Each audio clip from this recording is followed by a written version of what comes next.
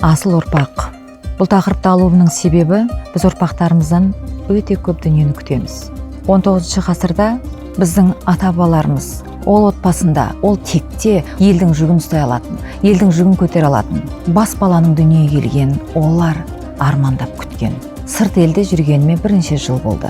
Балаларымыздың қолдарына қолбақ киіп, мейрамханаларда, ыдыс-шу, қара жұмыста жүргенін көрген кезде маған ой туындады. Бұл балалар қандай да бір кәсіпке материалдық дүние байлығын жинап, Қазақстанға қайта оралады екен деп ойлайтын едім. Қателескен екенмін. Олармен сұхбаттасқан кезде олардың елге деген сенімін жоқ екенін мен түсіндім. Сол елдің ұстанымдарын ұстап, идеологиясына қалыптасып, яғни мәдениетін бойына сіңірген кезде сол елді сүйіп қалатын біз ұмытып естен шығарып кетіп жатамыз. Қазақ аталарымыздың бізге тастап кеткен аманаты бар.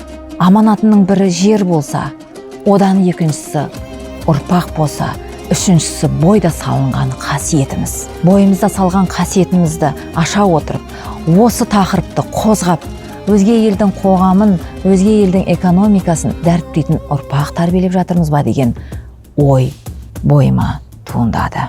Ес жиып, етек жинайтын сәт келді. Әуел бастан шыбық кезінен біз ол ағашты тура тігінен өсу үшін құнарлатып, тыңайтқышпен толтырып егуіміз қажетпіз. Сол секілді балаларда жастайынан біз оларды бойына осындай тәлім тәрбие, аталарымыздың барлық тастап кеткен мағлұматтарын, яғни бізге тастап кеткен құнды қасиеттерін бойларына сіңірсек, ол балалар өзіміздің елімізге қайта оралып, өзіміздің идеологиямызды көтеріп, яғни қандай да бір қоғамға әсерін тигізетін бас балалар келеді. 7 ақпан күні Орта Азияның өзегінде, Шымкент қаласының төрінде, Қызғалдақ сарайында өткізілетін кешме шақырамын.